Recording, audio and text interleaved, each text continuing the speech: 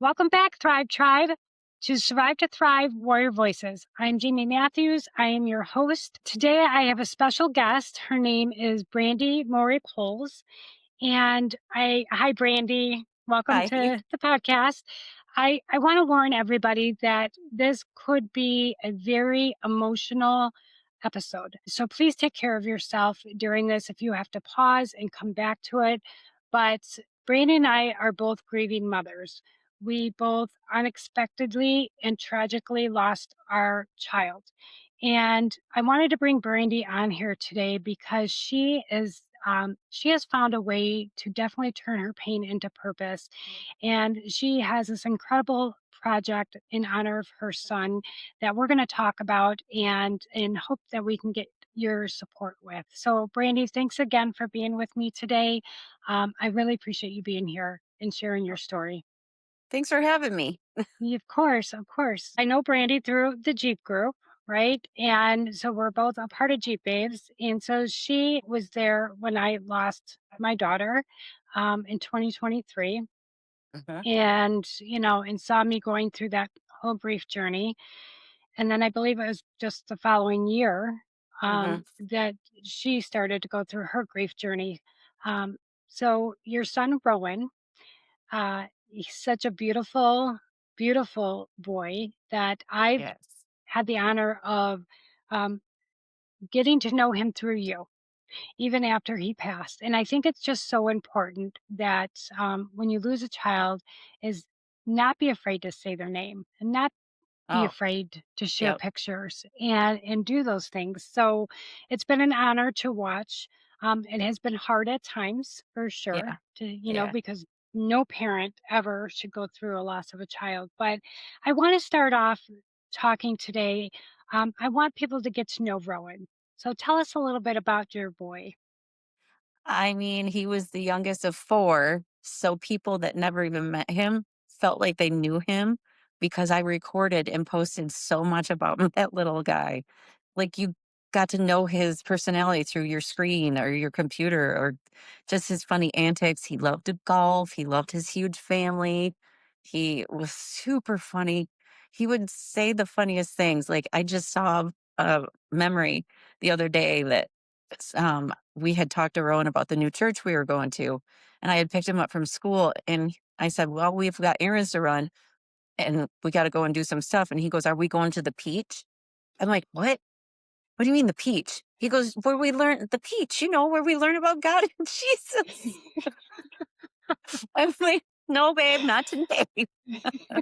He made us laugh, and that's what I keep with me every day. I watch those videos.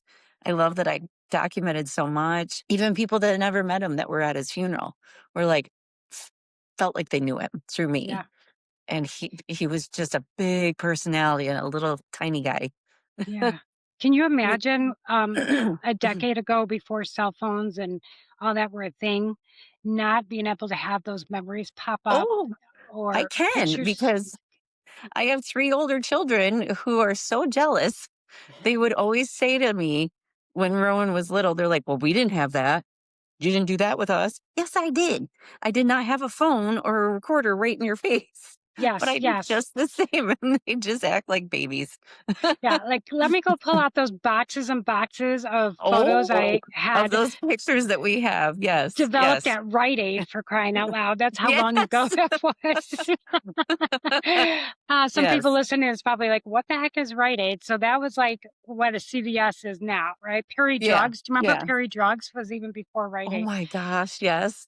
So So, yeah, he was quite the golfer too, right? He yes, didn't he he get like a was. yeah. Tell us some more about him.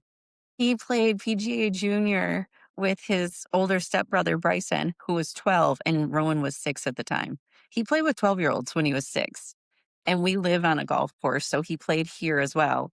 And, I mean, that kid played in courses that were expensive thinking for me to go, and my husband and I would take him to Bucks Run or these really amazing and he would just line drive it. So we live on a big par 5 behind my house, and right in front of our house back there, he drove it 110 yards, and I have the video of it because he's sitting there and he smokes it. And I'm screaming and yelling, and he turns around, throws his club over his shoulder, and he goes, "I smoked that thing." And now my clubhouse neighbors and friends, they got together and they made a Rowan tee out Mm, where he hit that 110 yards. So wow. the whole green out there is a memorial to him. But he he was so cocky at what he was doing, playing with 12-year-olds. I know on hole 5, he was playing with his teammates, and they're 12, and he had, like, a 52-foot putt, sunk it, and that's a hard hole. I can't do that. And he just sunk it and just jumped in the air.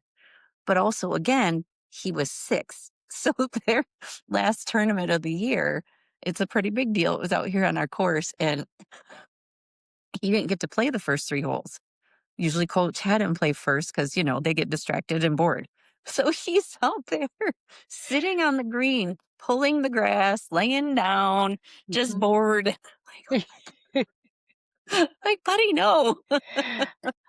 It was Aw. it was fun to watch him, and he wore his bright orange shoes so you could find him anywhere. He was Yeah, because that's his favorite color, right? Orange yeah, is his yep, favorite color. yep, yep. It changed all the time, but, that last year, it was orange and blue, his blippy colors.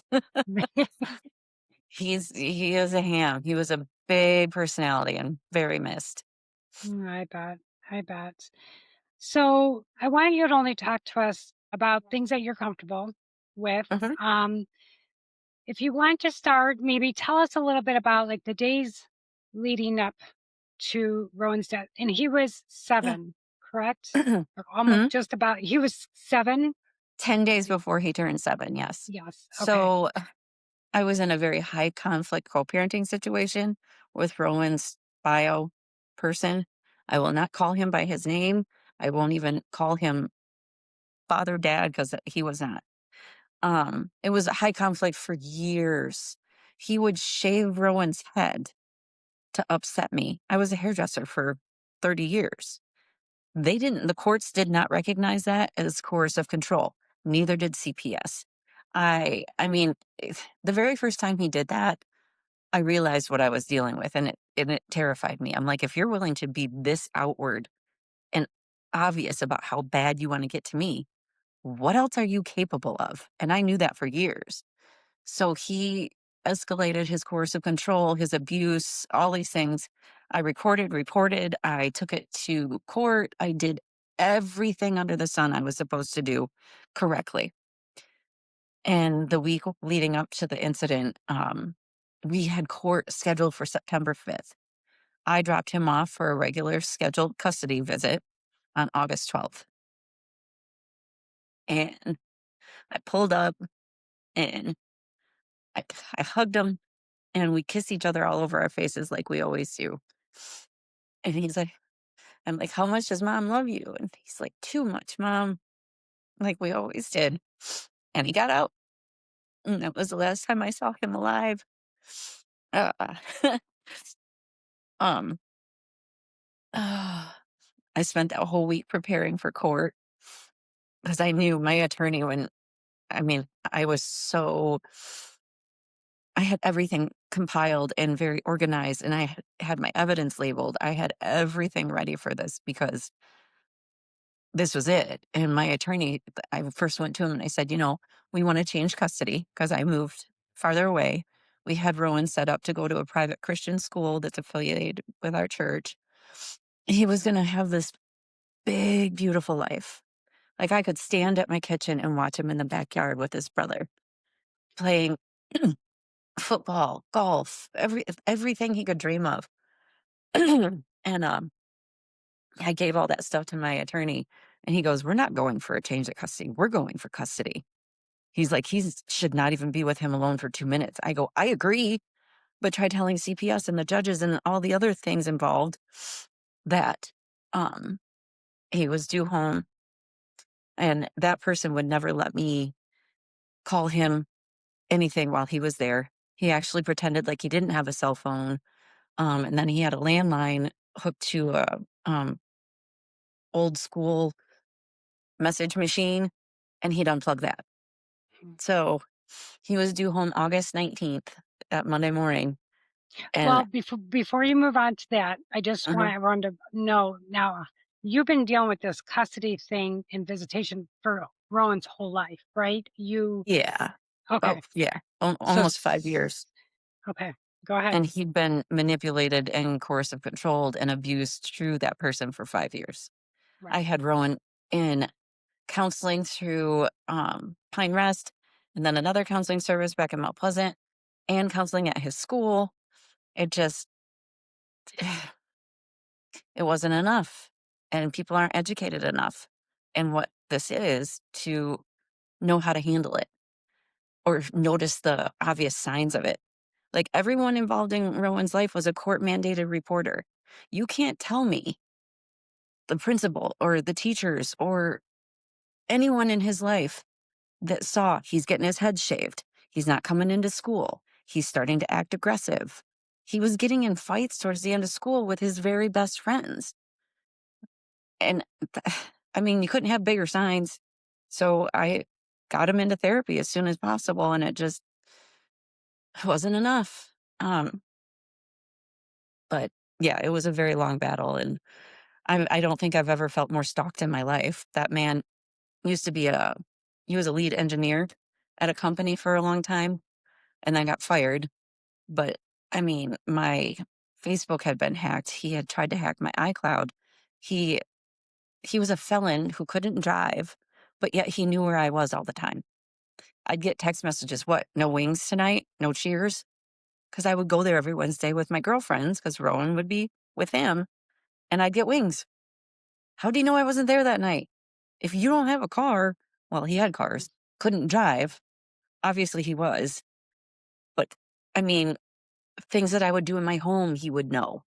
And I combed that place. I just I didn't feel like it was enough evidence to actually get a restraining order because they were already laughing in my face about Rowan. Hmm. Nobody took anything serious about Rowan. So I just dealt with being stalked in some of the most strange ways.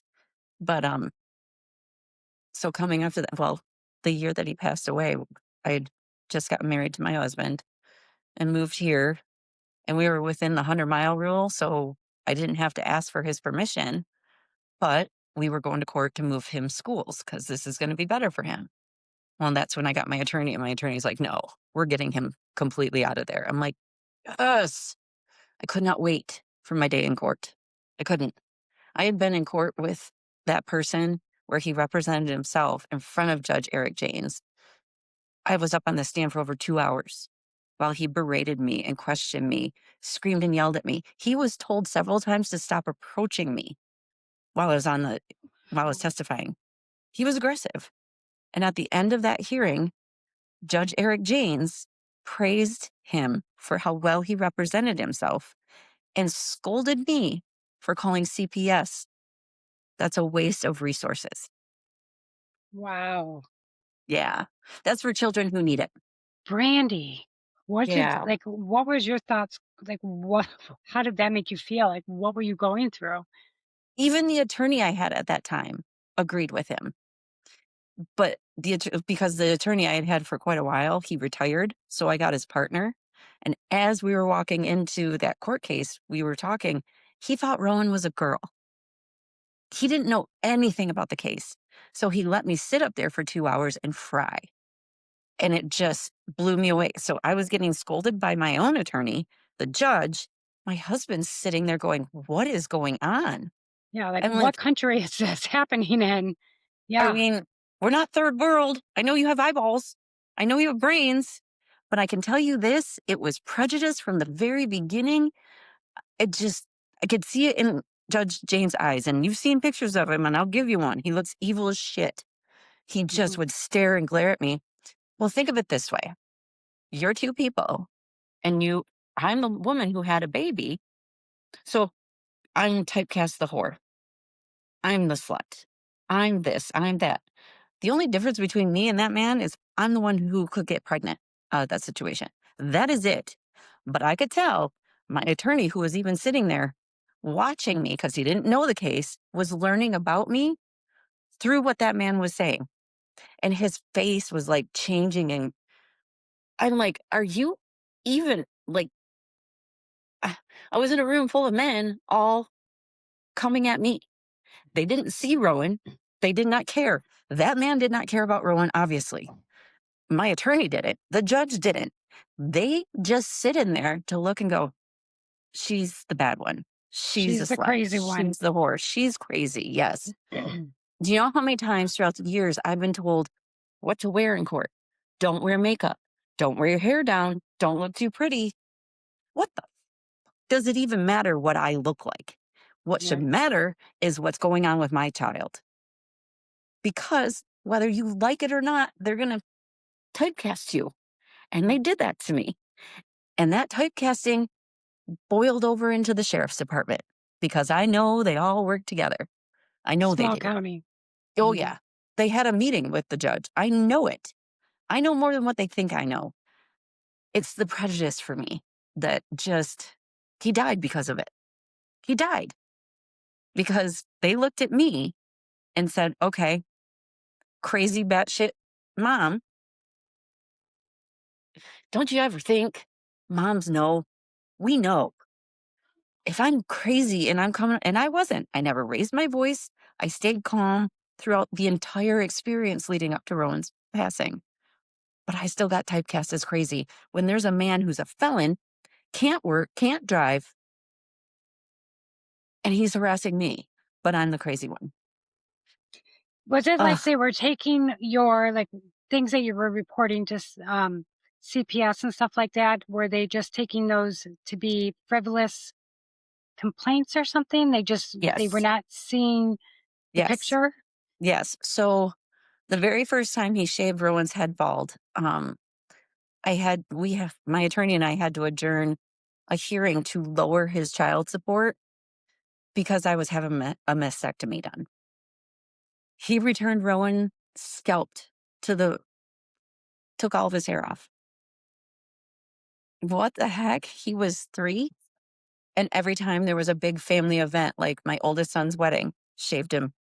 That's why in most of our big family pictures, he has a hat on. Um, the last time he did it was January 9th, and it was 27 degrees out, and he had found out I had just been married, and he returned, oh, like, bicked to the scalp, and Rowan got home and he took his hat off, and I never had a reaction. I never wanted him to feel awful about it. And then I gave him a bath that night, and he gets out of the bath and he's just in his towel staring at himself. And he kind of like puckers up and he goes, I look funny. And I go, baby, oh gosh, no, you don't. I'm like, you're beautiful. You just got a lot more face. And then he smiled and I gave him hugs and we tried not to make a big deal out of it, but I could see it just, he didn't want to go to school. He didn't want to walk in and look like this totally different person when he's just finding out who his little self was anyway. And I would always email the teachers and the principals ahead of time. I'm like, okay, this has happened again. Like, can we, get him in through the school counselor? I had him in counseling at 3 when this started because I knew something was going to come of it. And I knew at that point, if I reported it to CPS, they'd laugh in my face. But the funny part is, this happened in Isabella County. So I don't know if you remember this story. It made national news that a teacher in Isabella County took a little girl's matted curly hair and cut it and sent her home. That woman was fired. It made national news, all the things. So when I finally did call CPS, I'm like, okay, Rowan's coming home saying daddy sleeps all the time. He doesn't have anything to eat. He's dirty. He's tired. He had big bags under his eyes and he was bald. I'm like, okay, now's the time. So they got involved. They came and they talked to me. And then she went out to his place twice. He wouldn't answer the door. So then a week or so later, she called out there and he answered the phone. And he's like, I demand to know the accusations. So she told him, your house is dirty. There is no food. He's tired. He's this, he's that. And you're shaving his head. So she went out there. She had the audacity to come back to my house and go, "This house is spick and span. You can even smell the bleach." Well, yes, it is. You told him. You told Mm, him. She right. sat in my fucking living room and told me to my face. She said, "Well, he can take care of his hygiene how he sees fit in his home, including his hair." I leaned in and I go, "If he was a little girl, you would not say that." And she closed the case. Wow. Yeah. What do you And think the motivation behind him doing that, the cutting the hair was? to get to me, to hurt me, I was a hairdresser. He did not care about that child, obviously. He he Mm, he wanted to get at me any way possible, and he tried several different ways. I mean, he knew stuff about me from 20 years ago, and I don't even have an arrest. I have no record. Like, I know I got a text from him one day saying, "If you needed $10,000 for Copaco Community Credit Union, why didn't you tell me?" That's where I had my car loan. How did you get that information? He knew my social security number before we were even through the courts. He was so deep into everything about me. It's a whole different feeling. But when yeah. you're a mother in that situation, you block that out, and I ignore all of it. I never gave him a reaction. I never anything But because what was that like to have to send your child to, like, obviously, with him doing these things and tracking you and stalking you, and um, shaving that his had, head and yeah, it had to bring fear. I mean, but what he was doing directly to you had to bring fear, oh god, yes. I and now you have to send your child to this man you're like afraid of. terrified Like, of myself. Yeah. yeah, yeah. What was I that could like? I could see it in his eyes. I knew what he was capable of. He was Mm, dead in his eyes. He just was all sorts of evil.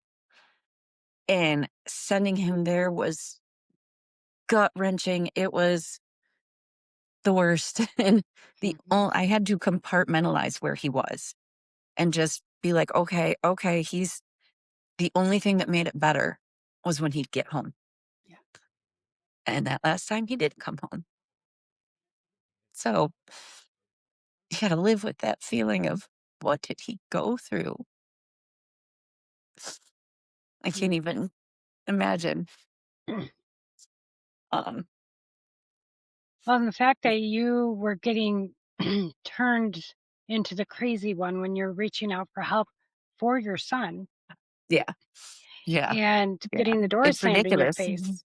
It's Yeah. ridiculous, right? Oh my So then gosh. it brings us to August 19th when he was supposed to be home.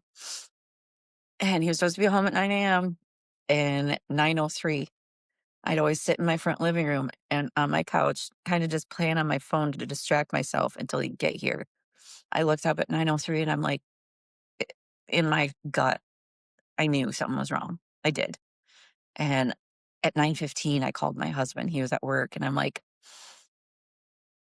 this is bad. He goes, "You need to calm down. You know, you get like a half hour leeway through the front of the court if, if there's car troubles or weather or whatnot."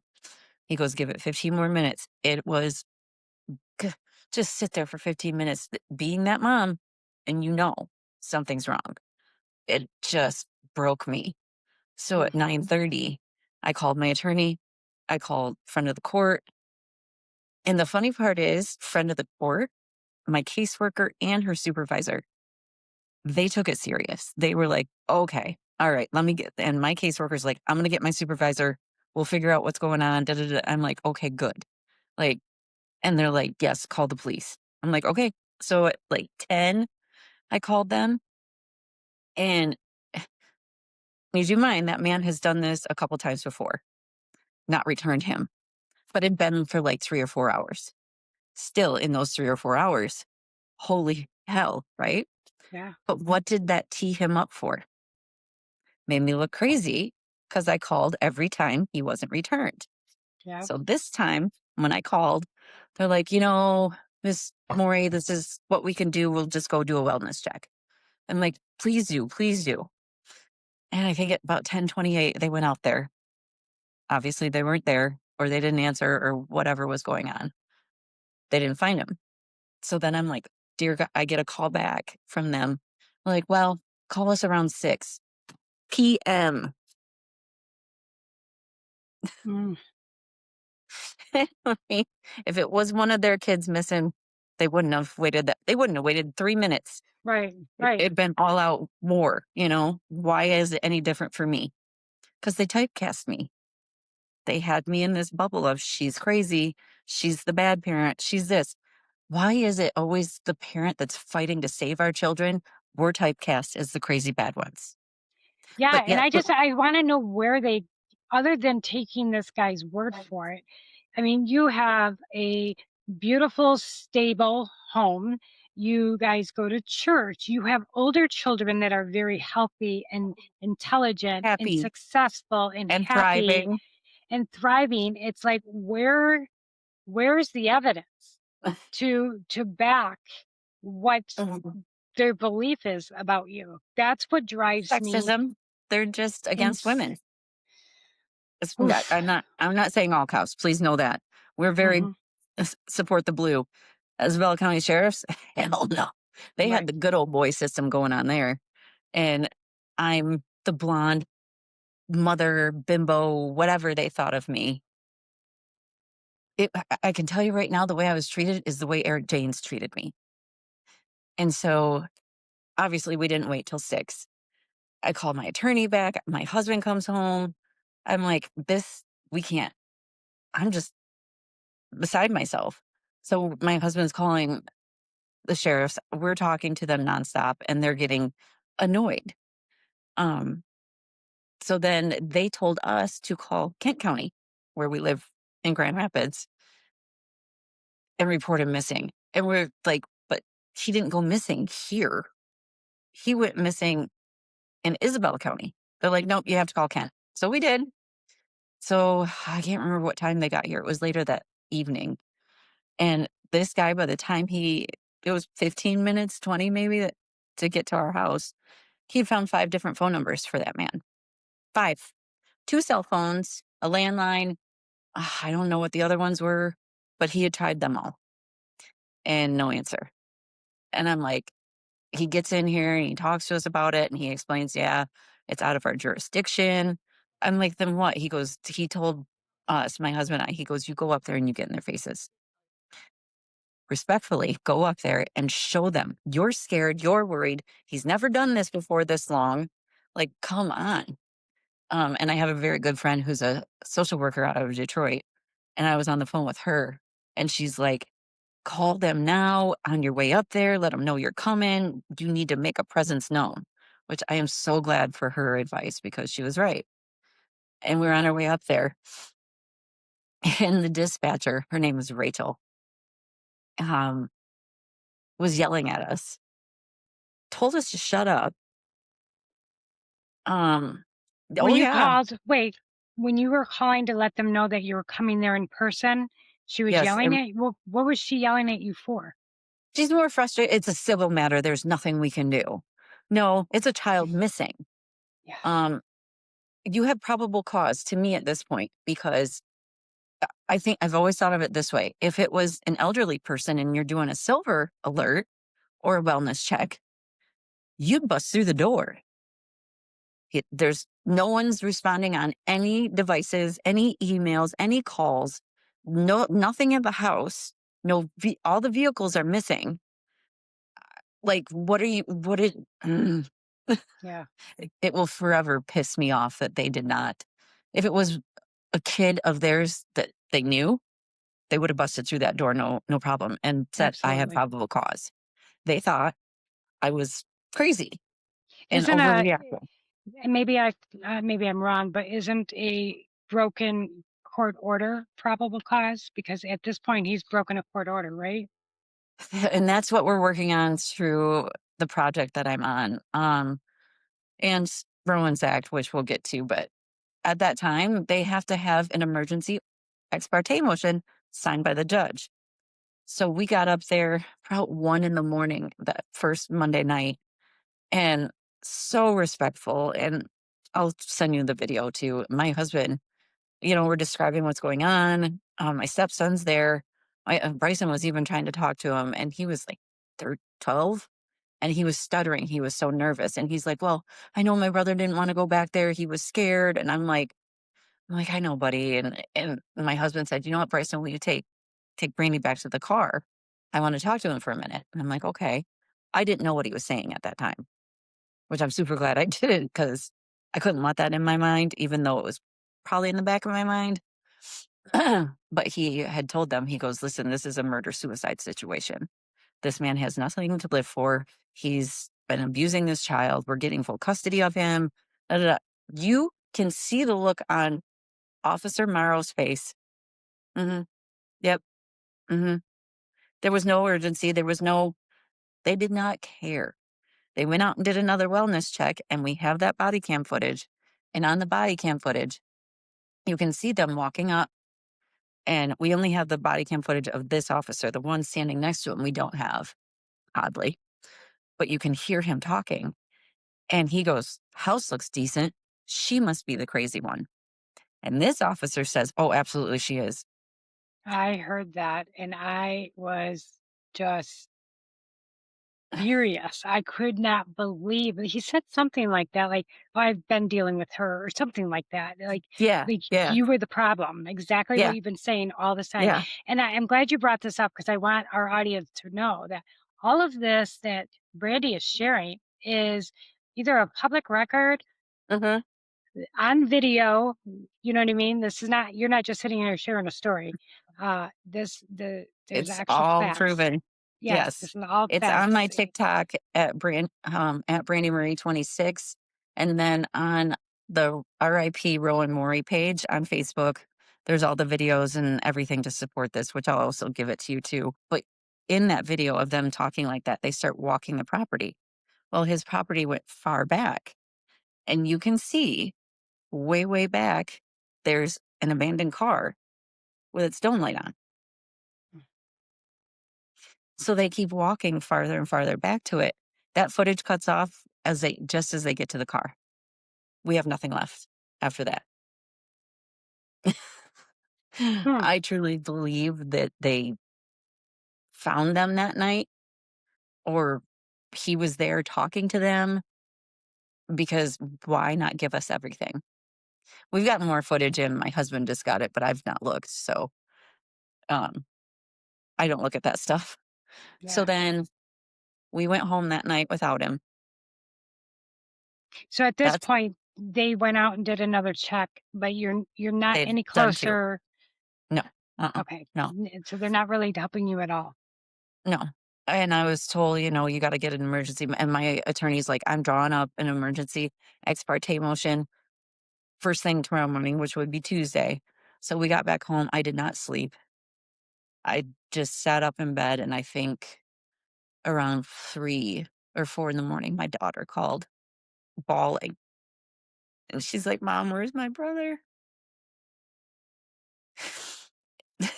It's one thing to be a parent of a missing child, but then you have to console your other children. And I did. And I said, baby, it's okay. We're gonna find him. It'll be fine. He's just doing his things like he usually does. We'll find him. But that's not how Um, you were really feeling on the inside, oh was it? God, no. So that I had to was have been terrified. super hard to put on that face for your child when you're I just honestly wasn't letting those thoughts get in there yet. I was thinking he's pulling something extreme because of the custody case. I okay. couldn't Yeah. feel like the shock of it all was protecting me. And after I hung up with her, not 2 seconds later, my oldest son called. He goes, Mom, what is going on? Where is my brother? And I'm like, we're trying as hard as we can. Don't you worry. We'll get him. It's going to be fine. Calm him down. And then by the morning, his other brother, Aiden, calls. He's like, Mom, I'm coming up there with all my friends and shotguns. And I'm like, oh, hold on. I go, I got one son that's missing right now. I don't need another one in trouble. Like, just calm down. Hmm. Um, I got out of bed real early, and I drove up to my attorney's office. And my husband and Bryson stayed here in case he was returned for some weird reason. So I got up there, and Gavin McClintock, um, the attorney in Mount Pleasant, probably the biggest hearted, great attorney. I feel so awful this happened in his career, but I walk in, I swear he looked like Jesus. He had on little cargo shorts and little strappy sandals. Ugh. He had been there since 5 in the morning getting everything ready. I'm like, "Okay, let's do this." So he created the, emergency ex parte motion that we needed for them to be able to go and actively get into places to get Rowan home. And I went to the courthouse with Gavin, and we filed. And so then after that, I'm like, "What do we do now?" Like, he had a pretty good presence online that he was missing because I had posted it, and it kinda went viral throughout Michigan. I was getting a lot of calls with that. Um, and then I went and sat out at my mom's house with my husband, and Bryson showed up, and my aunt Carrie called. She's like a Mountie of Claire, like on a horse and stuff. And she's like, "Don't mess with the sheriffs. Don't even do that. Go straight to the Michigan State Police." I'm like, "You know what? I wish I would have done that." So we took off and we went up to the Michigan State Police. Mhm. We got up there. I started explaining what was going on to the guy in the window, and they sent someone out right away. I could tell that they were, because the one cop was like, "How long's he been missing?" I'm like, "He's going on 25 hours right now." He's like, "What?" I'm like, "Yeah." Like, and I could tell they were taking it serious. They're like, "Okay, this is up." So he's like, "Okay, we're gonna go out there and we're gonna do our own wellness check, and and if we get nothing, we're gonna list him as missing." And da da. Oh, my heart. I was like, Thank "Yes, you. Yes. right." After Somebody's so gonna many do hours, something. somebody's gonna do something. So I ran outside and I called my best friend. I'm like, "They're gonna list him as missing if they don't find him. This is so great." Blah blah blah. I'm on the phone for a while, and I come back into the state police post, and I hear Rachel's voice, the, dispatcher. I think it was radio because I could hear her so clearly, and she goes, "We've already spoken with her. This is a civil matter. Send her on her way." Oh. I started to scream, and I ran up to the window. I go, "No, no, no, no, no, no, no, no, no," because we were this fucking close to getting anything done. This close. And that bitch shut it right down. Shut it right down. And for what? For what? I mean, so then I'm just deflated, destroyed all over again. And So my the husband, state police then did nothing because of that? Because of what she said? sheriffs have jurisdiction. They couldn't touch it. Are you They were out. kidding me? Yep. Yep. Yep. So Oh, Brandy. yeah, we left there, and I'm like, "You know what? Let's go get you guys something to eat." So Brian and Bryson and I went to go sit somewhere and eat. I could not. Um, and then there was an officer, Officer Siggett. I don't know if I say his name right or not. He'd been involved with us since day one, like years ago. Whatever call came in, he would deal with us. He had talked to me several times in years prior, and he called me and he goes, "Listen, I live out that way. I saw him on Friday. I saw that man on his bike, and he would have Rowan in a little trailer behind him." I go, "Did you see him or did you see the trailer? Did you see my son particularly?" He goes, "Well, no, but I saw him biking, and he had to have been in there because he had the trailer." I'm like, This is real good cop work you're doing here, dude." Yeah. And I go, "You know what? Do me a favor. Call his family, because I know their names. I know where they live. I don't know their numbers. I felt like he was pretty estranged from them. Like they didn't know him, that he was pretty recluse, which turned out to be true. Um, Call them, see if they've been in contact with him, anything." I go back in to where they were eating. I sit down, I'm not there very long, and I get a call back from him. So I go back outside and I sit, and he goes, "So," no, it was my attorney that called. My bad. My attorney called and he goes, "The judge denied your motion." Oh my God. It was 3:30 on Tuesday. And it's been 30 hours or so at Uh, this point? uh-huh, uh-huh. What do you do? What do you do? He denied it on what grounds? Like, He didn't put any. what's the Just point of a this. court order if they're not willing? So my big point is, why did I need an emergency motion for him to sign something that he signed 5 years ago? 5 years ago, he said Monday to Monday, 9 a.m. to 9 a.m. Why do I need it again? Did you not Right. believe your signature then? Do you need to be, felt like you're a big guy again, like you're in charge? Fuck you. Fuck you for doing that and fuck you for this. And that man still sits the bench to this day. And I have people coming to me from that county needing my help. And you're goddamn right, they're getting my help. Fuck that man. Sorry. Mm. Not sorry. Um, So so he we drove home, denied the motion to give the police, what would have that motion had he granted giving it done them for you giving them more jurisdiction to go in, to to go enter the in? premises, to go after him, actively search for him instead of knocking on the door. Okay. I And just want I've to make had that stuff. clear to everyone listening, what that would have Well, done and I've and what had. he said no to. Yeah, yeah. Like, I've had, I have a private detective who's an ex, Kent County sheriff. He's like, they didn't even perform their wellness checks correctly. You're supposed to try and open the door. They didn't even touch it. They just knocked, walked around. Mm. So we drove home without him again. This is Tuesday evening. I'm a wreck. And I reached out to all the resources I could for TV stations, radio stations. I kept pushing it on social media. You wouldn't believe the nasty things people were saying to me. Like, oh, she's just trying to get attention, da da da da da. No one wants this attention. No one does. I mean, um, so I didn't sleep again. The next morning, my best friend Annie, she goes, listen, you've exhausted every resource you can. The news stations are responding. You have an appointment at noon. Go do it. Go about your day as usual. Try to focus on something else. I'm like, all right. So I left a little before noon because my appointment was right down the street. And I was gone about an hour. And when I went to pay for my appointment, I'm standing in line and I pull my phone up and my friend Annie's like, look, it's on. The tribe is showing him as missing. Like it's happening. It's getting out there. I'm like, yes, finally. Like ready to go, so did you do an interview with them that they were getting Not this yet. Not information? yet. How I did they was get that information to be I put don't out there? I think some people that I know back home helped out with that, Okay. Yeah. and you know who you are, and I know too. And I appreciate it.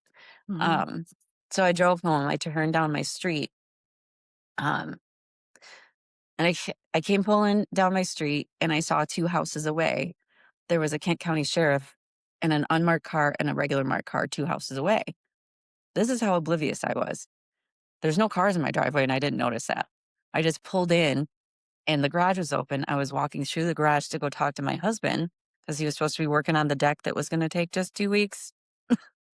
And I walked out there to go gossip and be like, oh my gosh, the cops are at the neighbor's house. Because I had no fucking clue. None. I walk into my house, and when you walk in, um, you can go to the kitchen to the left or to the right through my office here to my front living room or my back living room. I went right. And my front living room, I saw my stepson Bryson pacing back and forth. And I'm like, and there's a woman standing with him that I didn't know. I'm like, oh, maybe that's someone here to help. I just kept walking and walking. And I turned the corner to the back living room and I saw my pastor first. I saw like 8 Kent County sheriffs, um, my parents, my husband crying. And it was like a full metal wall hit me and it knocked me to the ground. I just, it wasn't real. It was like you're watching it happen. You know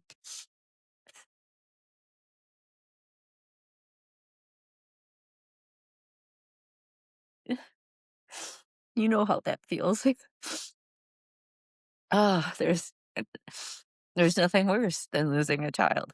There's nothing. I can attest to that. Um, I I have some really proud moments in the darkest moment of my life, though.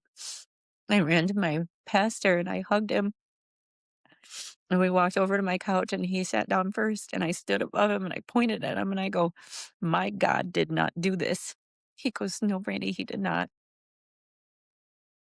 And I sat down, and I told him, I'm like, "I know in the Bible it says I have to forgive him for what he did, and I know that God wants me to. What do I do?" He goes, "We pray about it, and we pray right now." And we did, and he goes, "We're gonna pray and give it to God." And I did. To this day, I have no hatred in my heart for the man that did this because I'm protected by God. And I Mm, believe fully he still is with me throughout this journey. I'm so proud in my worst moment that I didn't turn away from God. mm. Yeah, Ugh, that's incredible. yeah. So when you walked It's- in there and you saw all of these police officers and your pastor, did did you just know, or did they actually say something to you? And if I so, knew. who did? I knew. I knew. I knew. Nobody could really, I don't know how these officers do this job. There were so many of them, and there were like 3 of them standing in a row. I remember this woman, really pretty girl. She's a cop standing at me, not even blinking. And Mm, when I made it back to my feet, I'm like looking at them and I'm like, "Is he gone? Is he gone?" And I turned to this officer in my kitchen. He was a tall guy. And I'm like, "Is my son gone?" And he's like, "Yes, ma'am." And mm, I'm like, "What happened?" And then I said, don't tell me I'm not ready." I just I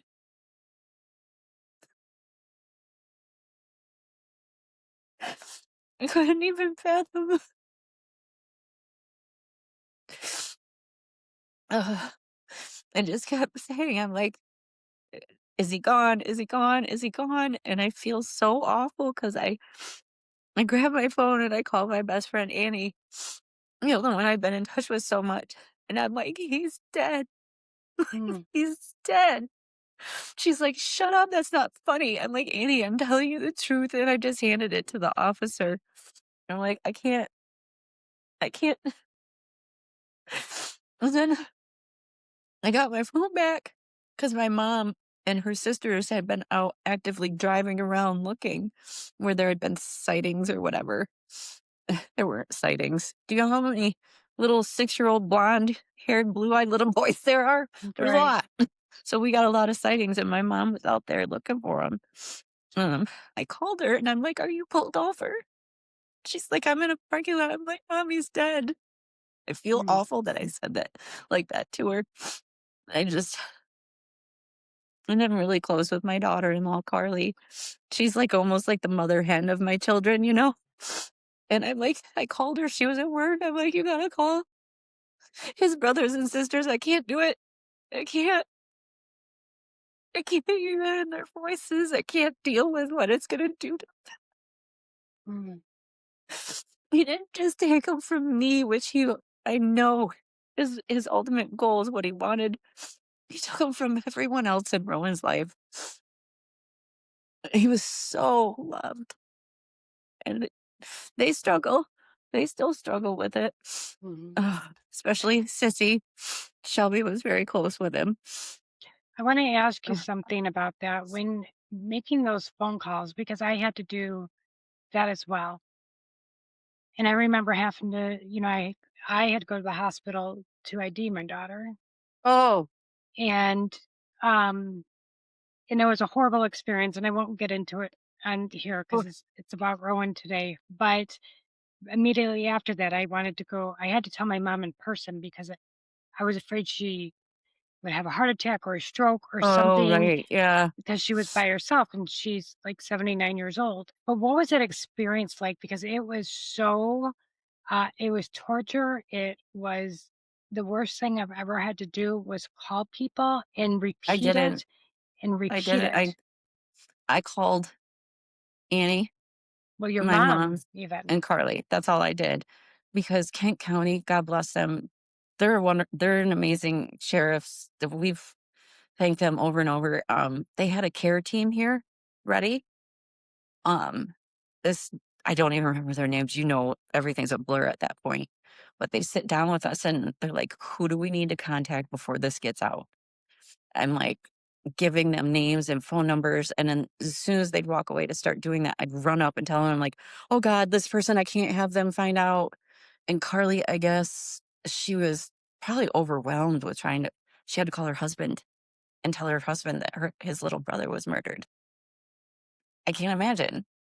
And then she had to call Aiden, and then she had to call Shelby. Well, Shelby saw it on Facebook, and Now, I Shelby think is his sister? older sister, yeah. That's Oh, Sissy. Yep. And I haven't we don't talk about that part that much, and I don't want to hurt her. We talk about the happy things. Um, I didn't know Kent County Sheriff's took over, but what's so incredible is that as soon as I pulled out of my driveway to go to my appointment, Kent County Sheriff's pulled right in. So within an hour, my husband got his parents here, our pastor here, everything set up and ready. He had to sit with us for an hour preparing for me to come home. oh, bless his heart. Oh my gosh. Yeah. I can't imagine. Have you talked to him about like what he was going through during that hour? Oh What was gosh, it was he was shocked for most of it, and then it really started hitting him just before I got here, which I think I stayed in shock for hours. I don't know about you, but I did. I'm I sure kept it was saying to more than hours. It was days, if not the first full year. Like well, it's I kept saying, I'm like, I'm not crying. Like, what is happening? Like, because it wasn't, you know. Later that night I did, but um, it just is the whole world stops, but it doesn't. If yeah, that makes I sense. didn't cry either. I mean I went into a complete panic. Like I was running circles in my house, like literally going, I don't know what to do. I don't know what to do.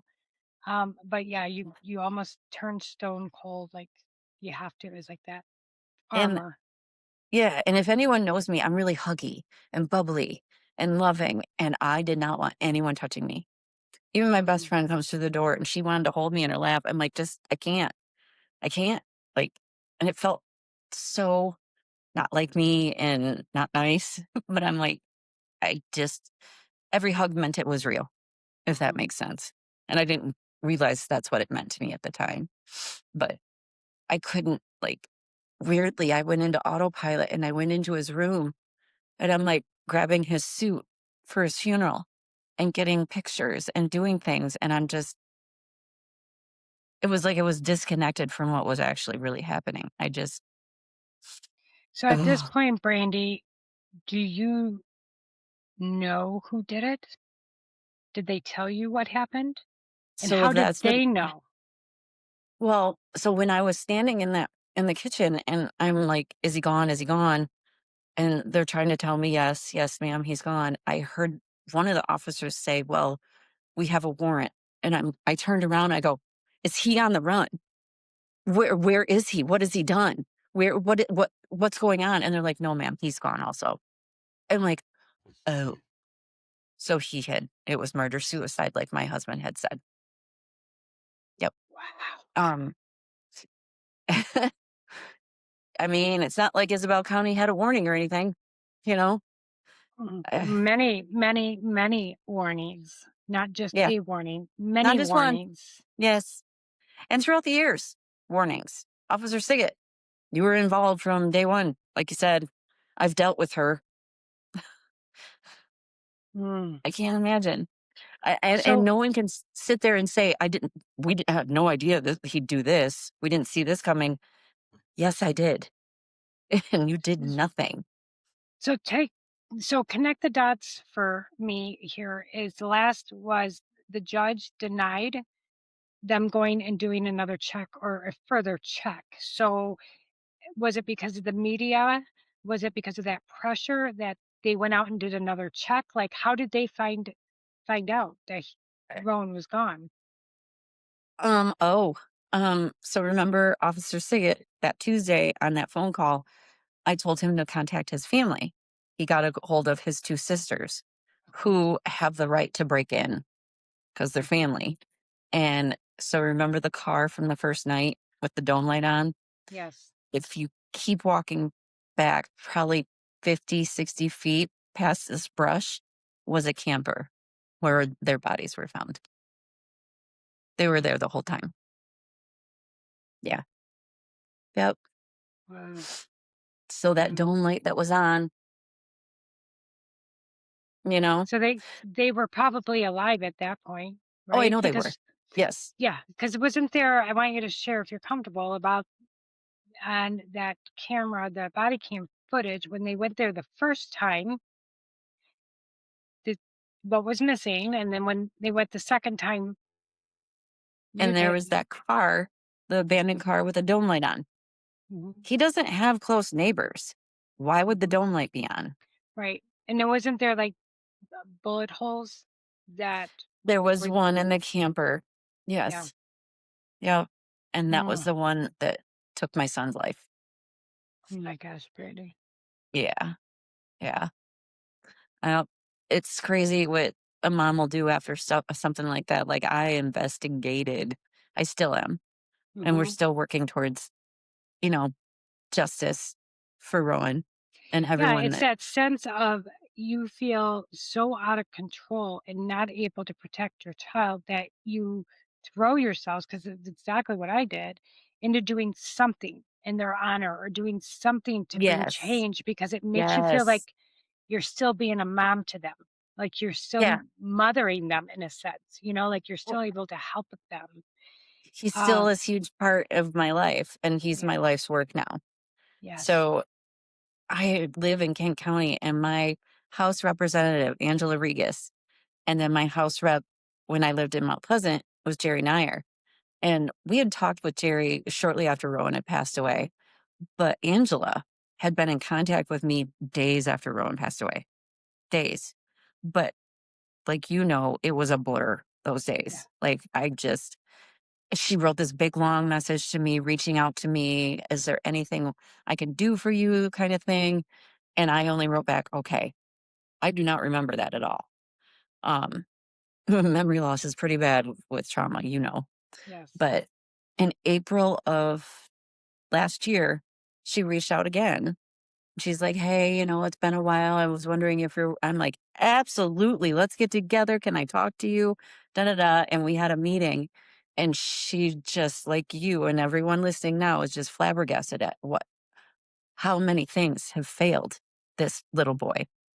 And she asked me, she's like, "Well, what's the biggest thing you want to take care of right now?" I go, "The Amber Alert system." Absolutely. I mean, it's parental kidnapping.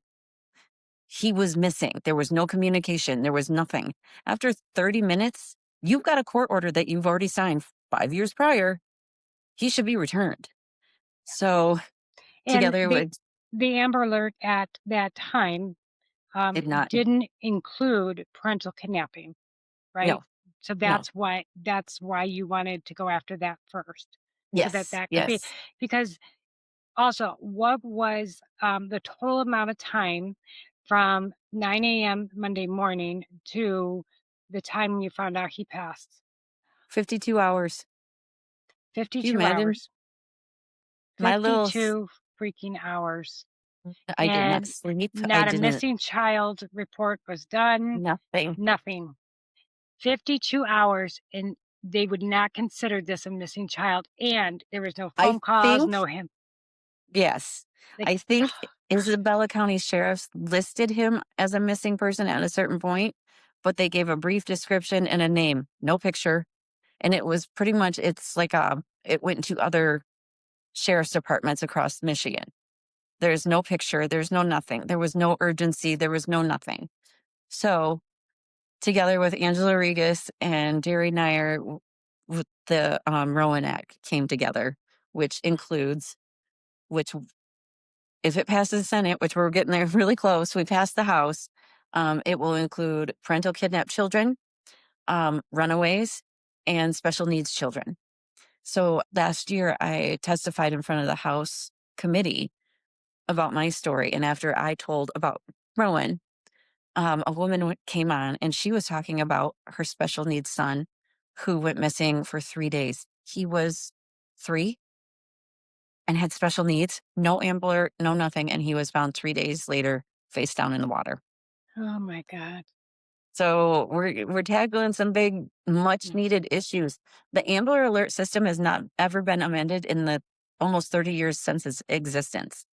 So But you mentioned a silver alert for the yes, elderly. So they have yes, something to protect the elderly, but not right. our children. Nope, nope, nope. And Isn't so that this project is called the Rowan Project. yes. Where can people find information about it or how to help get involved in it? Go to our website, therowanproject.org, and you can see our website on there, all the stuff that we've been doing, all the upcoming stuff we have going on.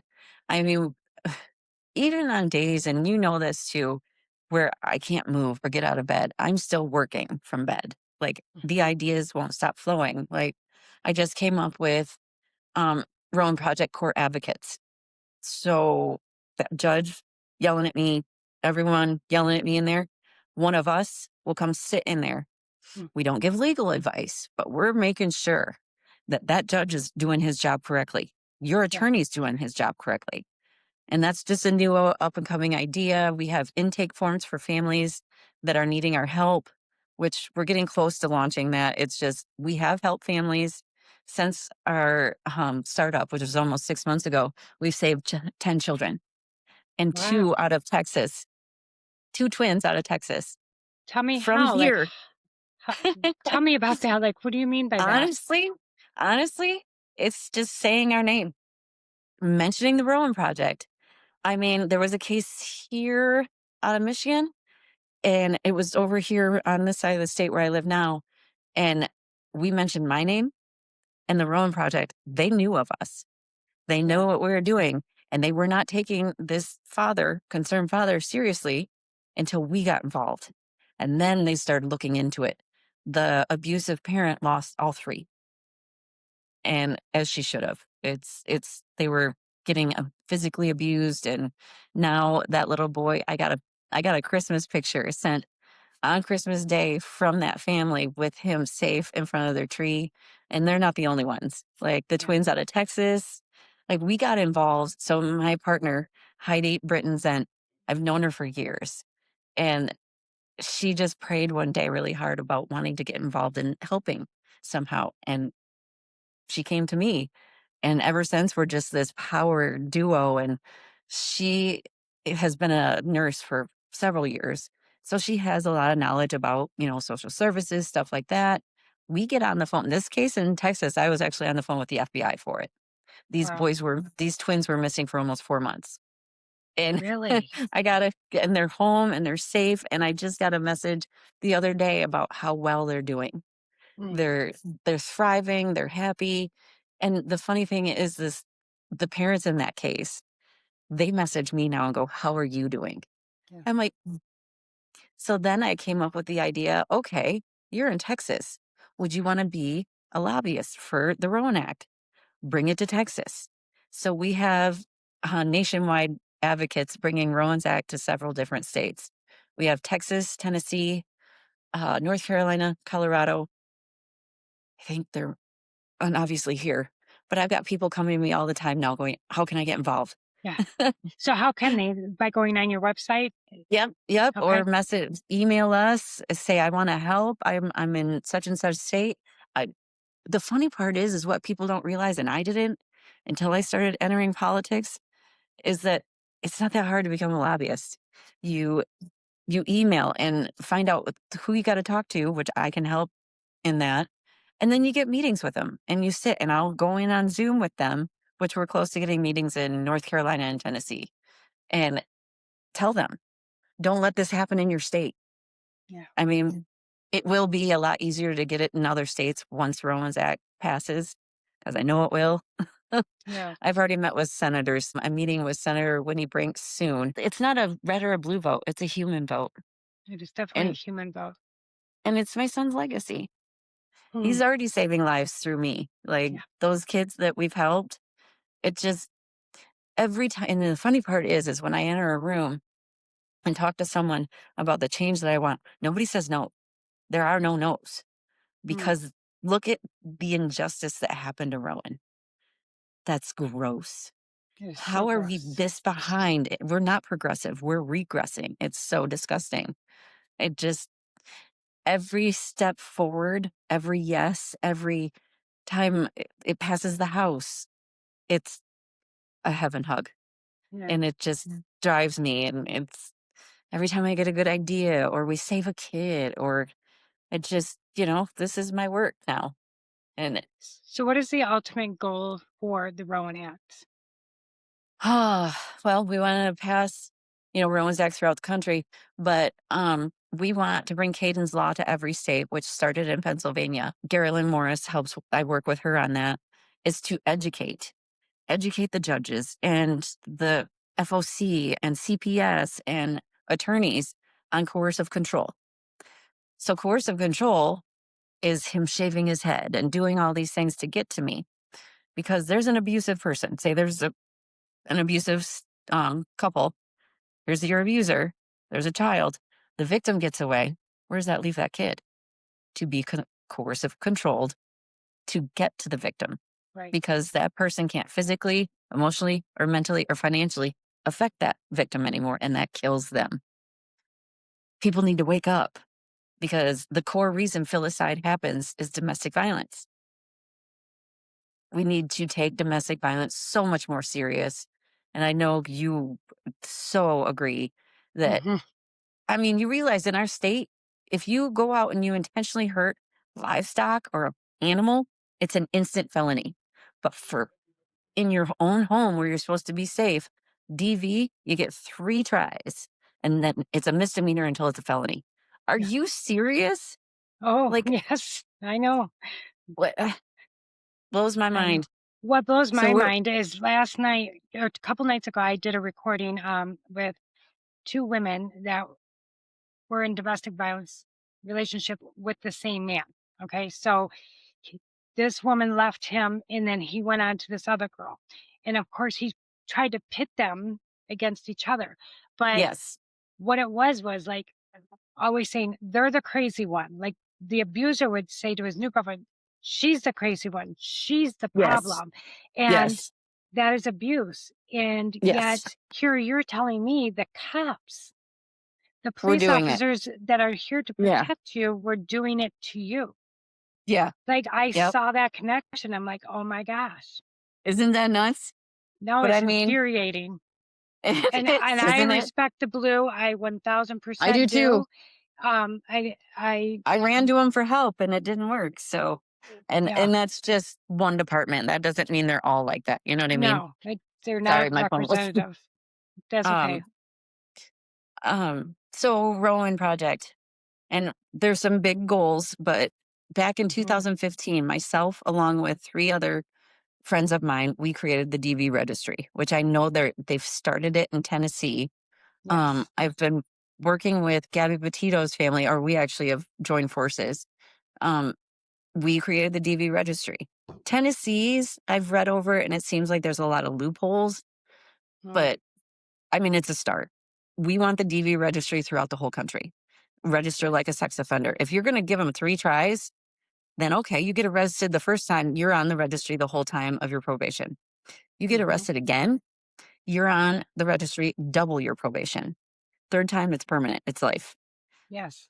Doesn't the whole country, every single human being out here deserve the right to know what you're stepping into when you go out with someone or in your own home? You know what Yes, I mean? because these abusers don't show up, um, Right. as abusers right away, right? They show up as No, charming and love bombing. adorable, love Yeah. bombing, all of the things. And women do it too. They do. So we want everyone to know that we're here for all victims and to help all families. Strangely, since we started helping children, it's been mostly fathers that we've helped.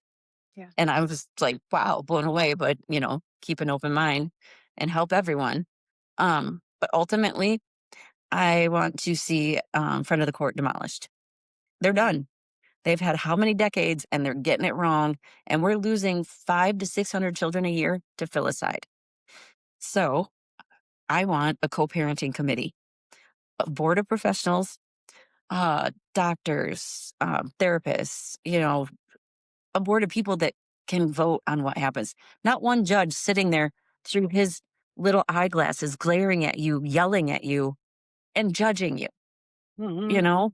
Yeah. No, it deserves to be equal throughout. And you know what? People that are trained in coercive control and abuse and, going through all this, you know what they do for domestic violence victims in front of the court? They offer you a sheriff in the room if you feel uncomfortable. That is it. They don't Yeah. recognize it in court.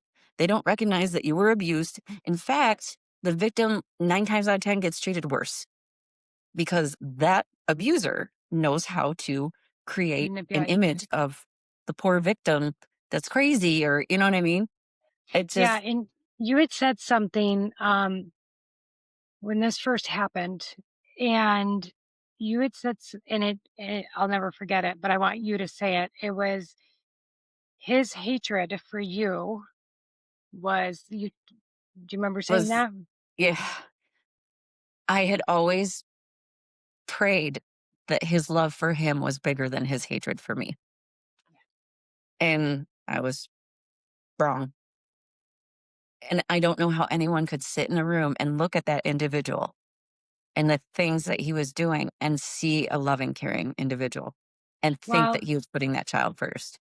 and to take that a step further, like to think a parent killing their own child just seems so wild and unspeakable and unfathomable. But it's because it's not because they don't love their child.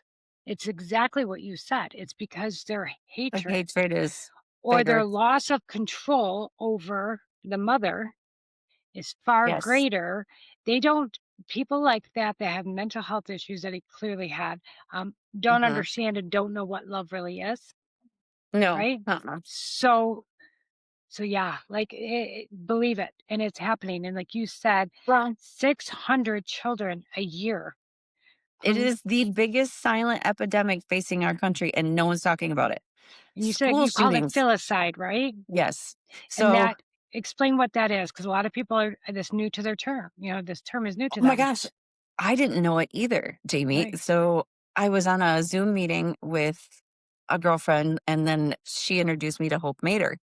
And like I told you earlier, losing a child is the absolute worst thing that could happen to you, is what I thought. And then I met Hope. She lost both of hers to the same situation. And Hope and I, we talk all the time. She's got a podcast out there. We work together now. She travels the country talking about our children That's and my trying to make daughter's change. name, and it just gave me chills because I'm like, I feel like hope in a way. My daughter is there with Rowan, like finding a way to Oh, help I love you. thinking of that. I love thinking Yeah, that. like I just got chills when you said her name was Hope. Yeah. Aw, Isn't that sweet? I didn't put yes. that two and two together till just now. Oh Um, my gosh. but Oh my gosh. I hadn't heard that term until Hope mentioned it, and we were on a Zoom call and she said the word filicide. I'm like, I kept a stone cold face and I turned my phone to the side and I looked it up and I was like, I didn't even know what it was and it happened to my child. Like, so that's the Rowan Project. I'm launching a national campaign for filicide awareness. And I've got speaking engagements coming up in Vegas, New Mexico, Arizona. I'm just going everywhere. And It- filicide the is the a parent or committing caregiver murder. taking the life of a child. Yes. Okay. Thank you for Yeah. explaining that. So you have lots of stuff coming up and lots of hefty goals. And it sounds like you've got some lobbyists and some support people. You've got this you've got support in the House here in Michigan, but Yeah. this has got to take some money. And Yeah. I know I saw you guys did a golf outing to We raise did. money in honor of Rowan. How can people help fund this for you or help get the funds so you guys can continue to do that? And Go what would the on. funds go to? Like what? It would go into the Rowan Project. We have our own 501(c)(3. We have our own account, and that money would go to start helping me launch my campaign across the country, help me get Okay. to these places. and do all these things because we've been funding this ourselves for quite some time. The Angel Cup was amazing, and it was just before it would have been his 8th birthday, and everybody wore orange, and we had we had pictures out of all the children lost to filicide here in Michigan. So you could put it's not just Rowan. And people driving through and playing uh, that day could see, holy crap, there's a lot of faces to this. Yeah. And it just, That's powerful. That's mm-hmm, really powerful. yep. It just, and here's the thing, like in my grieving in the past year and 5 months, even if I had a day where I cocoon and I can't do anything, I'd wake up and that next day there'd be another child gone. Or in Whitney Decker's case, all 3 of her daughters. And then the case that just happened out of Ohio, and that mother watched both of her little boys be executed in front of her. I just Mm, wake up, everybody. It's happening everywhere. But there is nothing out there like the Rowan Project, who's putting a face and a name and just screaming at the top of our lungs, we need action yeah. and fast because it's just happening every day. So, how do you handle hearing those kind of stories? Because you're really fresh into your grief journey, and There's you, for me, it has gotten harder, right? Like it that's does. so. How do you handle like I call those trigger reminders, right? Like trauma reminders. So when someone comes to you and says this happened to them, and they're telling their story, how do you handle that? Oddly, like, when I know I have a goal and my focus is to save this certain child, Hmm. I don't generally associate it, but I get aggressive because I don't want this to happen. I mean, I did have one point on one case where I stopped and I went, "Oh dear Lord, what if we're on the wrong side of this?" You know? If we're being fed the wrong information or, something in that matter. Thank goodness, we've come up with an intake form now for parents to fill out and sign. So if you're feeding us wrong information, we're not liable. Yeah. But it's scary. But there's certain cases that I'll help out with, but I can't get super close to. But it has entered my mind. What if I am wrong? And what if a child does not make it home? Like, we Mm, I'm very close, work very close with therapists. We're getting a lot of mental health professionals involved. Heidi is such an amazing um, co-founder. I don't know what I'd do without her because mm, there's certain days where I'm like, yeah, dude, I'm toast. I can't. And she's yeah. like, I got you. I got you. And then Mhm. the past week, she's like, oh my gosh, I got to take care of my mom. I'm like, I got you. I don't think I accomplished that much without her, but I did. I tried. So the money that you raise, well, obviously there's like attorney fees, a help draft these intake forms, and there's going to be travel Yes. expenses. But you already have made a difference because you've got the Rowan Act passed through the House in Michigan. Yes. Yes. So you obviously know what you're doing, and I Yes. love the fact that you said you get aggressive because you're motivated, right? Yeah. You are Yeah. motivated, and you've got Yeah. Rowan guiding you every single Yeah. day to Yeah. keep going because he's showing you, Mom, there's other children that we need to help. So get up, Yeah. Mom. Go Yeah. help those Yeah. children. So Yeah. I love that. I love that. I want to talk to you lastly about your healing journey. So you're just a year and a half into this, and it has just been brutal. Like to me, um, even watching your journey and your grief journey because you're very public about it, which I I love am. because you're not afraid. You're such an honest person and you're so real that you put the messy parts out there too. Mhm. You're very, very strong, but yet when you're having a breakdown, you're like, that's where I'm at today. Yep. Um, it's been about a year and a half, and I want you to talk to the other parents out there, the mothers out there that have lost a child, the fathers out there, what it's been like for you on this journey of grief and loss. I think the biggest problem that I've had with it was and I've been told this. I see my therapist once a week still, giving myself grace. I Yes. struggled with that and I still do a little bit. I do better, but it's okay to not be okay. It's Yeah. okay to shut down for a day or two or whatever you need. Your heart is trying to comprehend what your head is telling it, and your heart just isn't there yet, and that's okay. That's okay. I don't know if I'll ever truly accept that he's not here, but there's certain days where I cocoon, I get my favorite blanket, and you know, I don't think I've done that in a while, actually. Mhm. Aw. But that's what you'll start noticing, It just the lapse in between those times, it's just yeah. not as often. Um, I had some dark moments. I dealt with a little bit of self-harm at Mhm. certain points. Um, and it wasn't anything super bad, but I noticed I was doing it, and hold yourself accountable to those dark moments. Get in with your therapist. I told her everything I was doing, and we worked through it together. Well, then this past holiday season, I really struggled, and just saw her the other day. She goes, "Did you self harm?" I go, "Oh my gosh, I didn't!" Like, That's yay, growth. That's growth. yeah. Those are the And wins. it's not like a big overnight, like, "Hey, you're here." I'm not there. I will always grieve him every day. It just transforms over time. Yeah. Those are 2 really important things. Give yourself grace, but also notice your wins. It's okay to have those wins, like, I got through Yeah, the holiday without self-harming, I or did.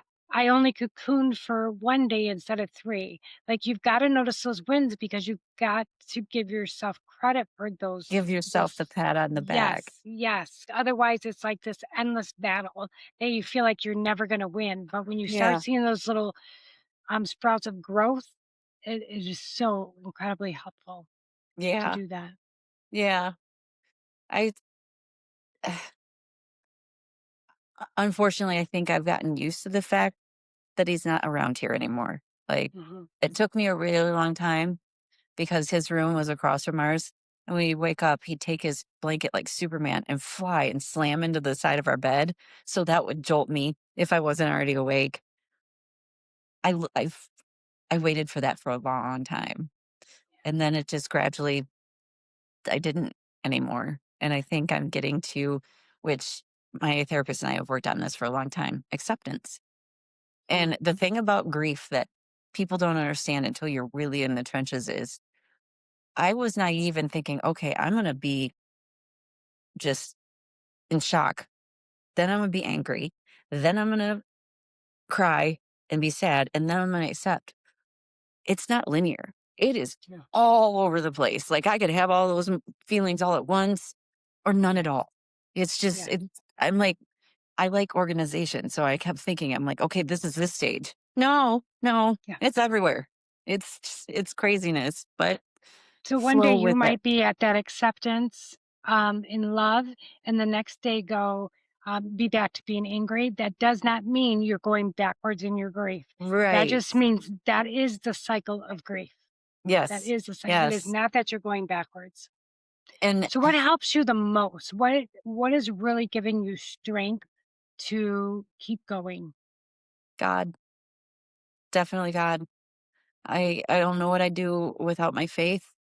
I mean, you see Mm. my shirt? I don't know if you can see it. It says "Make Heaven Crowded." Aw, I love that. um, Yeah. and I've strayed away in certain moments, but the more when I see I'm in church regularly and attending my Bible study, and when I'm doing those things regularly, I feel better. Like I do better. I accomplish more. I mean, my faith has carried me through this and the love and support of my family and my friends, but mostly that guy. What did your family and friends do that was supportive for you? For other people that are out there going, because it is so difficult to know how to support somebody going through Listen, what we've gone through. listen, just be there and Just listen. listen. Just Yeah. listen, just don't even like tell them.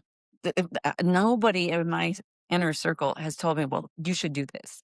You need to Mm. stop doing this or do this. they'll listen to me and wait for me to come up with it and be like, "Okay, I should probably calm down on this portion of my life.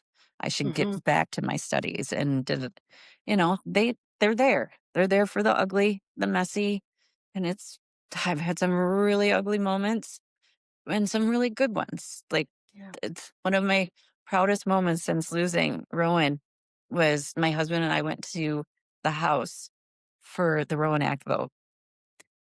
I didn't know what we were in for, what any of this meant.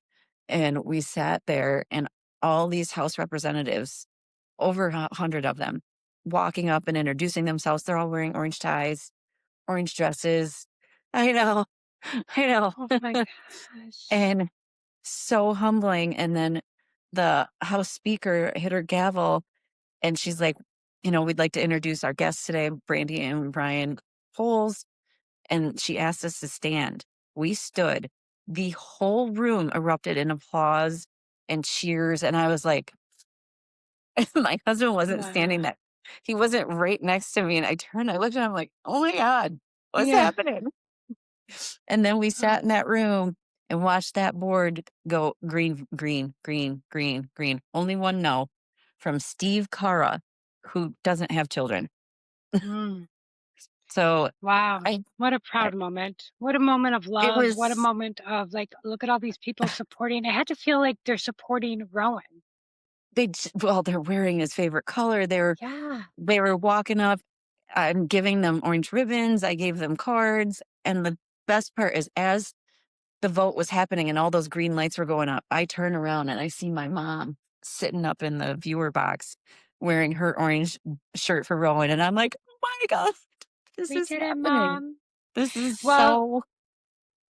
the incredible thing, I think, and the most powerful thing about that is this started with you being ignored, Yeah. unseen, Hmm. unvalidated, dismissed. And when Prejudice. they, yes, and when they were wearing orange and you started seeing those green lights, it's like for the first time in all of this, you must have felt seen and heard.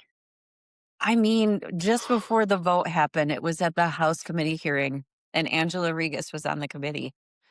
She gave me one of the best moments since my grief. And she said at the end of that hearing, and I'll never forget it, she's like, "Brandi, everyone failed Rowan but you." And I'm like, "Oh my gosh, she's So right. true. Isn't she amazing? She's So amazing." true. But I'd love to then, meet her. oh, she's a strong little lady. It was Yeah. funny. I gave her a nickname when it was the House vote because all these dudes in there, all these other women, they're intimidated by her but respect her. So I call her, I'm like, "You're a tiny tyrant." Because she does a Love little that. thing, but man, Yeah. They can be small, but they're mighty. she is very mighty, and she's done wonders for my healing and my grief and the work that we're trying to do, and it's incredible. I couldn't be more proud, Good for and her. Good for work. you. Yeah, I do have a question I've been wanting to ask you is your husband. So you quickly mentioned that you guys were not married for very long when that this was our first happened. year of marriage. That was our first year. So tell me what that was like as for him. Like, how is he doing today? How is he? Because like Troy, we were together a little bit longer, married, but not much, like a couple Oh, really? years, I don't think I knew that part. yeah, I think we were only married like 2 years, or so when when we lost hope. So, what has it been like for Brian? Because it has to be feeling like the most helpless thing. Like when he was Yeah. sitting there waiting for you to come home, Mhm. and he knows his wife that he loves and adores so much is about to be told the most horrific thing ever. Like, what did that do to him, and how is he healing? Man, I mean, he felt for a long time he couldn't really, and he doesn't talk to me that much about it, but he does. Hmm. I mean, he was Rowan's dad. He was the only dad Rowan ever knew.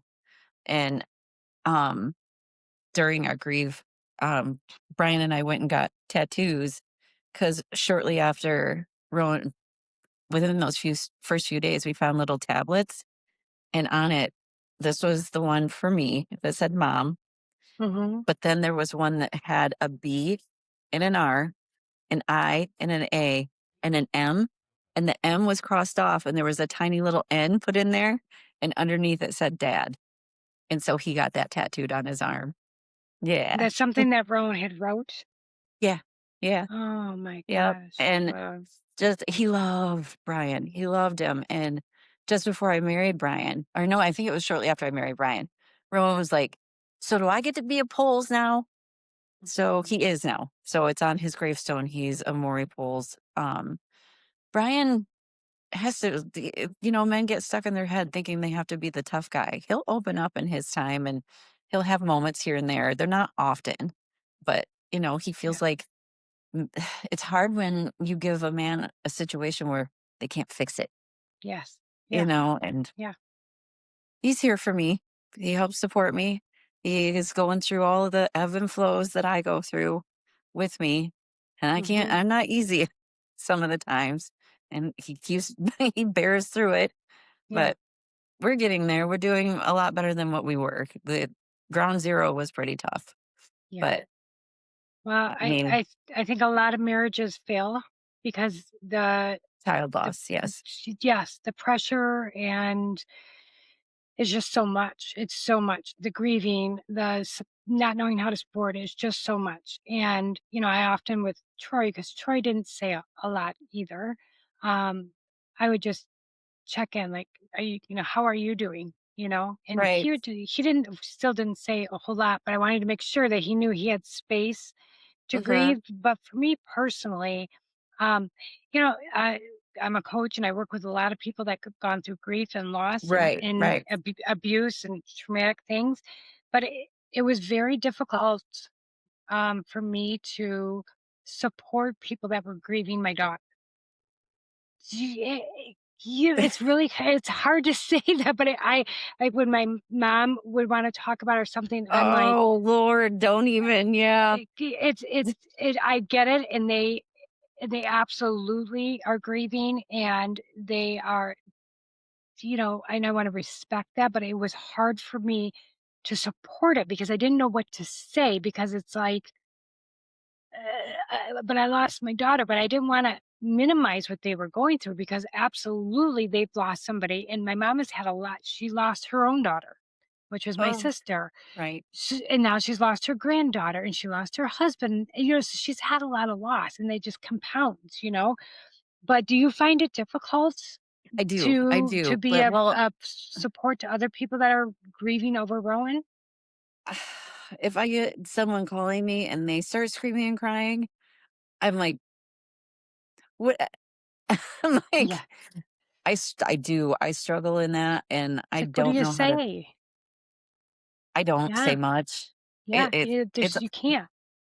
I almost get a little offended, like, "Don't you have someone else to talk to other than me?" Like, don't scream and cry to me. Talk to me, that's great, but if you're Yeah. gonna lose your shit, don't lose it to me. Yeah. But my husband, like, at one point, I told him, I'm like, "You can do this, grieve with me." He's like, "I feel like I can't." I'm like, "I get that." But that Mhm. him, yes, cry, do all the things. Yeah. Other people, It's a lot. It's a lot. And I'm glad that you were honest with me about that because I really kind of felt alone in that. Like, am I just mean? Or like how, because no, I'm the biggest support person. Like I'm a huge support person. So how is it that I'm on here, like literally can't find the tools to there's help a people limit through that grief? to Yeah. and I'm a people person, like, I wanna help look at what I'm doing now, I wanna help, Yeah. I wanna help. There's limits, though. Yeah. Like, if you're calling me screaming and crying about my child, I'm not gonna do well with that. I'm Yeah. not. If you wanna Yeah. talk about it, great, but if you Sure. lose your no, Hmm. I think it's rude. I think it's, like, there's other outlets, and there's plenty, tons and tons of people that loved him. Yeah. Talk to them.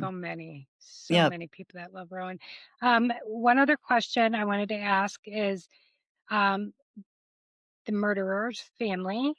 Mhm. Have they had any say in any of this? Have you heard from them? Have they just gone off the deep end? Like, is I there any connection there?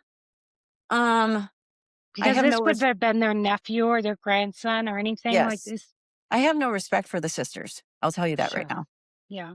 Um, because 'cause they're the ones who found him. correct? We Mhm. recently received footage of them. They just found their brother and their nephew deceased. This is their first comment. Well, don't let her post this on Facebook. Make her take her Facebook post down. That's what they were worried about. I have no Mhm. respect for that.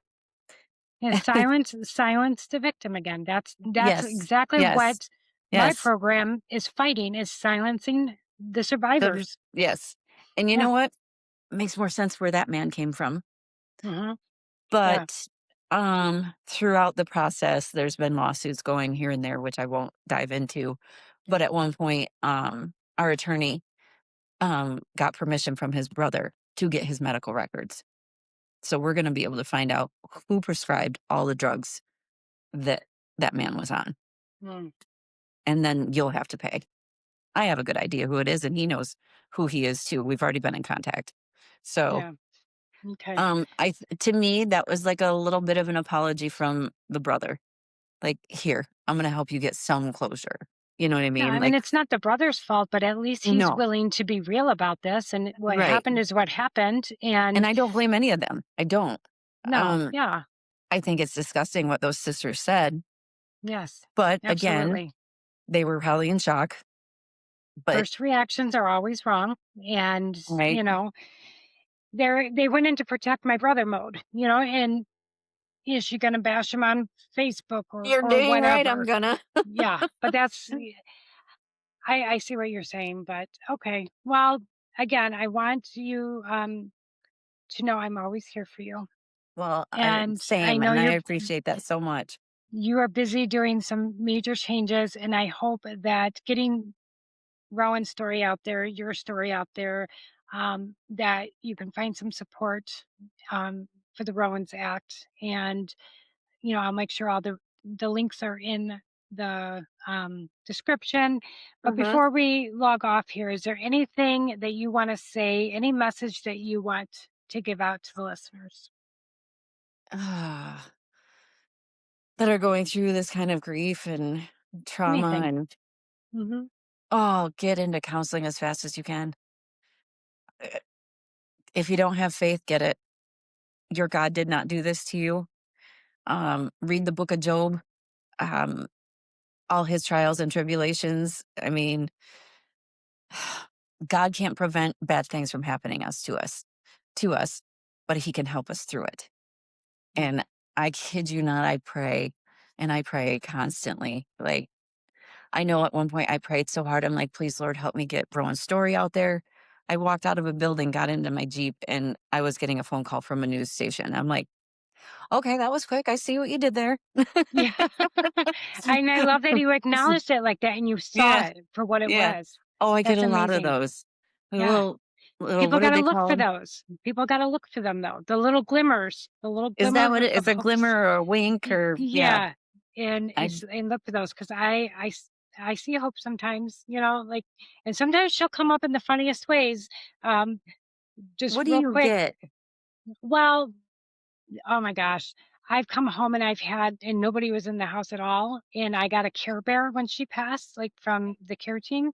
And it was in my living room. And Oh, it was in my bedroom on my end table. And it just found its way. There's been a lot of crazy things. I had a crazy story with uh who is the oh my gosh. trauma I'm gonna memory loss. I see it. it is Teresa Caputo. When I got a reading from her, and You that did. yeah, yes, that was bizarre. I'll have to tell you about that another How'd you, time. oh, But because she was over there, wasn't she? yes, I went to one of her shows, and it was within like 3 months after Hope passed, and Hope was there. But my son and I laugh because my son always says she messes with him, and he was late for work 2 times, and both times he was dreaming of Hope. And he woke up and he's late for work. Like he shut his alarm and he's like, she was late for everything. And like going to school, oh my Lord. And after she did her junior and senior year because she was going through a lot of trauma. She did it online. And so Okay. I would go to work and I'd call her and call her and call her up to 50 times to get her awake for school.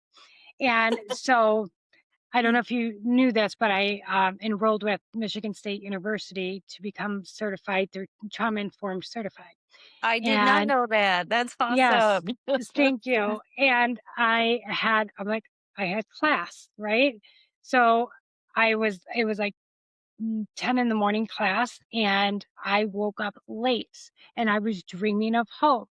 And I called my son, I'm like, that little witch, she tried to make me miss school. It's like I get extra hours. Like we always like, she's Did it messing us up. did it Yeah. take you a while to have dreams about her?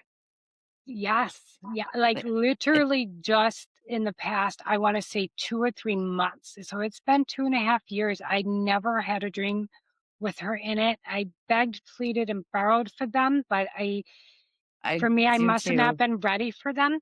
I must have not been Yeah. ready for them. So I just think about her instead, you I know? I I started getting them, but I could only see him from the back. Mm, And then all of a sudden one night I had a dream of him. I was sitting Indian style and he's in my lap with his back to me. And he turned up and looked at me and started telling me all the stuff he was going through over there. And then he looks at me and I hugged him and I said, I mm. know you're safe now. And I have dreams of him here and there. Some pretty, oh, the nightmares aren't great, but I have good ones. Do But you want to know why he always has his back to you? why? Because he's leading you. Aw, that's sweet. It's So because he's leading you. I love that. We, there's a glass door on our shower upstairs off of our bedroom, and I would always let him bathe in there. And he'd always write to me and write little notes on there. I write to him every time I shower. Well, right after I got this tattoo, see the heart, if you can see it. Oh, yeah. The mom There was heart. it was the exact same shape. I have a picture of it on the, yeah, Oh, on the on shower. on the Oh, I shower love door. that. Yeah. I'm like, Oh. "Funny, I get you, I see you." Love that. Well, thank you again so much for coming on Thanks for here having and me. being you're welcome. You're very vulnerable, real, brave. Thank you for my Thrive Tribe. I know this was a difficult episode to listen to. I really, really hope that you had some great takeaways. If you're going through grief yourself or if you've Reach out. lost a child or anybody, Mhm. because grief is grief, loss is loss. And Yep. even though I've lost a child, I never minimize um, anybody else's loss. Grief can be very brutal. But thank you very much for Thank listening to you. Brandi and I's story. And while you're at it, subscribe, like, and comment if you will. The more you comment, the more you can push Brandi's story out and the Rowans Act.